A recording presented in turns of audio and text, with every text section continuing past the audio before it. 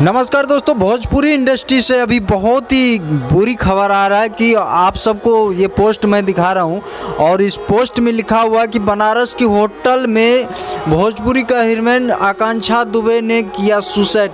तो भाई ये बहुत ही गलत बात है और जो है नहीं होना चाहिए ऐसा। और क्यों हुआ, क्या हुआ, नहीं हुआ, इस चीज़ को छानबीन करने के बाद ही पता चलेगा कि आखिर आकांक्षा दुबे ने ऐसा क्यों किया और इतना कड़ी जो है कदम क्यों उठाया। और कोई न कोई राज होगा इसमें। और सुसाइड करने का कोई मतलब ही नहीं होता कि, और मान के चलिए सुसाइड कोई कुछ किया नहीं तो सुसाइड क्यों करेगा कोई। जब कुछ हुआ उससे तभी तो कोई सुसाइड किया है। तो इस चीज़ को छानबीन करने के बाद ही पता चलेगा। और भोजपुरी इंडस्ट्री के लिए बहुत ही दुखद खबर है।